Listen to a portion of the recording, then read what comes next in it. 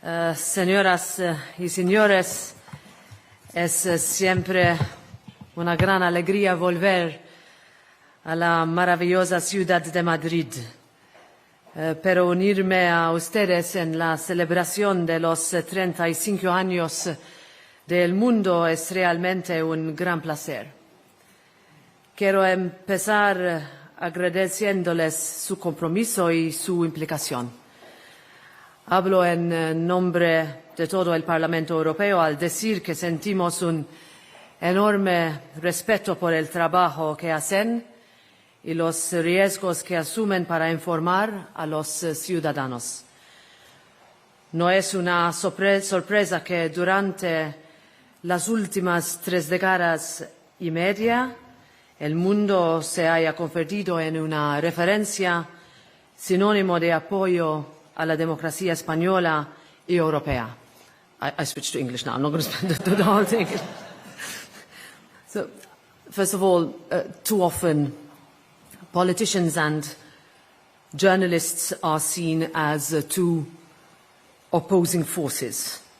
But in reality, I think we are not too far apart in the same quest for truth, for change, for a way to inform people, to communicate, in order for them to be better equipped to take decisions, in order for our democracy to survive and to bring our world closer to how it ought to be.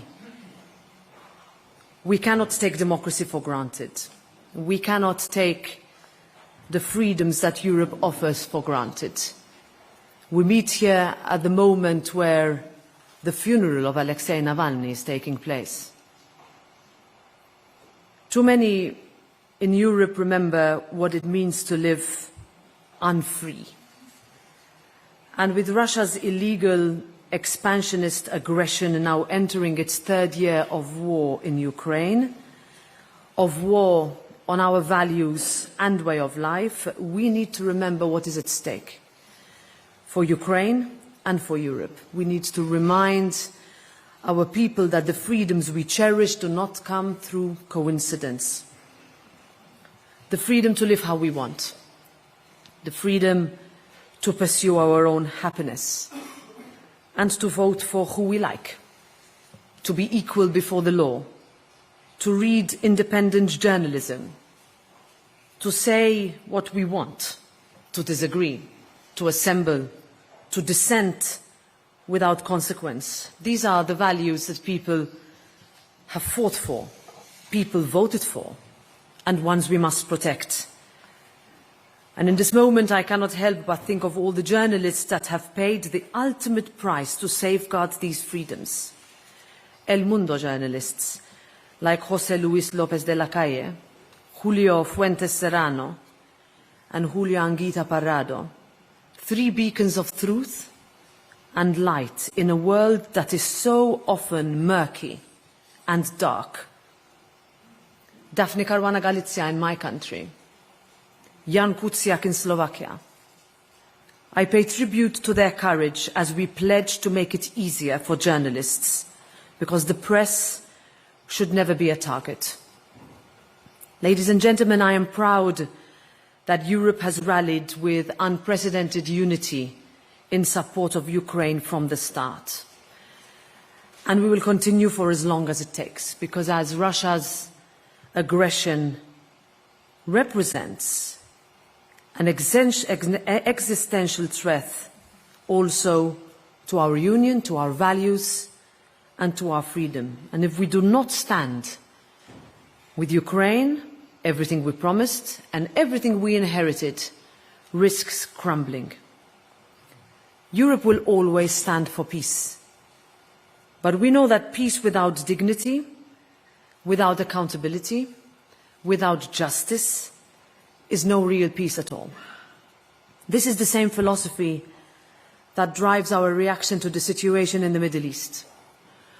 From the horrors of October 7th to the humanitarian catastrophe in Gaza. This is why we have pushed for a ceasefire, for the return of hostages, and for Hamas to no longer operate with impunity. This is the only way we can get more aid into Gaza, how we save more lives, and above all, what is at the basis of a two-state solution. One that gives perspective to the Palestinian people, security to Israel, and allows Gaza to be led by legitimate Palestinian authorities. Because ultimately, and we don't say this enough, our hearts must be big enough for all the victims. And our minds must have the capacity to fight and find the political will to break the cycle of history. This is the only way we can find that peace that has eluded generations. Europe must ready our efforts to adapt to changing global realities, because if the past few years have taught us anything, it is that our collective security is paramount, meaning that we need to double down on a real security framework, one that does not replicate what exists, but one that complements it. And the security component is essential to this, for non-state actors just as much as state actors do. In a few days we will mark 20 years since the 2004 terrorist attacks in Madrid that killed 193 people and injured nearly 2,000 more. I did not come here today, even with the questions that I'm sure we will ask and the discussions that we will have, to be cynical. On the contrary, I believe that in spite of all the challenges that Europe has had to face and respond to, we stand here today tall, stronger than ever before. And it is because of those challenges that we do that. Today, EU citizens are more protected in the event of an emergency or a disaster. At the height of the pandemic that hit countries like Spain particularly hard, we managed to ensure the joint provision of vaccines and ventilators. We made huge steps forward in our joint capacity for healthcare. We supported jobs and businesses. We came together on a European level to agree on the €723 billion recovery and resilience facility, which was crucial in helping national economies recover. We've built on those lessons, whether on health, on energy, or on economic governance. My predecessor, David Sassoli, used to speak of the cruel inflexibility of EU fiscal rules.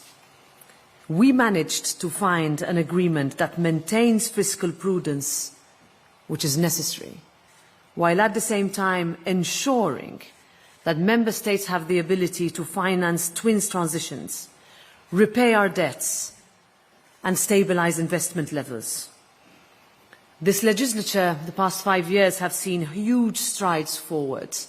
Many of my colleagues are here who have worked so much on these legislative instruments, on digital services, on the Digital Markets Act, on artificial intelligence, on equality, on tackling poverty, on Erasmus, on research, on trade, on security, on borders, on climate, on protecting journalists.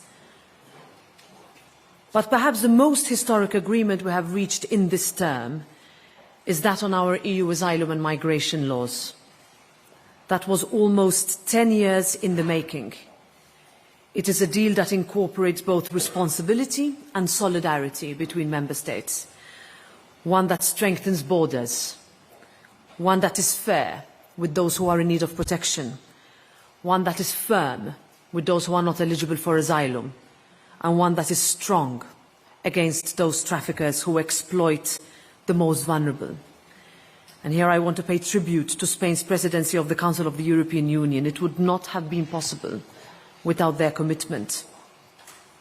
Now, ladies and gentlemen, while we are proud of Europe's successes, we must also be honest about where we could have done better, where we have gone too far, perhaps also where we have not gone far enough, where we did not match people's expectations, where our bureaucracy and red tape has pushed people away from Europe, where we do not have all the tools we need to act. I spoke about how proud we are of our climate ambitions, and that is true. Our Green Deal is important for Europe. I have always maintained that for it to work properly, however, it must incorporate every sector. It must provide real incentives, and it must provide safety nets, including for farmers and the agricultural sector. People must have confidence in the process and they must be able to afford it. Otherwise, it will not succeed. And the only thing it will do is that it risks driving more and more people to the comfort of the political fringes, and we cannot allow that to happen. Above all, the green and digital transitions will only be possible if we manage to support and sustain economic growth. Real, sustainable and inclusive economic growth. It is how we address the real issues and cushion the socio-economic challenges facing families across Europe who face higher bills, who struggle to make it to the end of the month, who don't have access to affordable housing.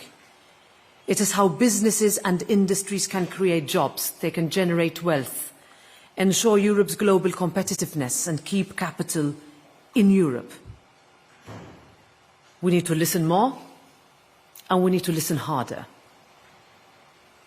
One thing that worries me the most, and I say this not just because I see it in the discussions I have with young people as I go from capital to capital, not only capitals, I'm in some member states also going to other cities, as I meet with those people, new voters, never voted before. Even if they had the possibility to vote, they haven't voted yet. They have sought comfort in an abstention. I see it myself as a mother of 4 boys, 2 teenagers, one who will vote for the first time. Despite all the information of the world that they have at their fingertips, they are more skeptical than ever before. They are more lonely. They are tempted by a cynical black and white narrative when the reality is always 1,000 shades of grey. They take the rights that Europe protects and the opportunities that our union gives for granted, because we have given it to them. We have fought for it for them. They don't remember that fight. It's been comfortable. We cannot allow that generation to retreat to populist political extremes. That, in a nutshell, is what I believe is the greatest challenge we are facing in the next 100 days, exactly before the European Parliament elections on the 9th of June. That is why I'm here today, as President of the European Parliament, together with Spanish members of the European Parliament. We have made it our mission to burst through the Brussels bubble and bring Europe closer to the citizens that it represents. We are here to listen to the Spanish people, young people, as I said in particular, to persuade them not to take democracy for granted, to invite them to join us in steering our future and to vote. Because otherwise, someone else will decide for them, and they might not like what they see after the 9th of June. Now, Parliament will play its role in the coming months, but we also count on you a lot. We count on you to relay the facts in Spain about what we are doing and why. People will not bother voting if they do not understand what we do or how we work. And at the end of the day, there will be 720 members coming to Brussels, 61 from Spain, 2 more than the current legislature. Who those people are and what they stand for is in your hands. Quiero que España responda a la llamada de Europa y quiero que Europa responda a la llamada de España. Muchas gracias.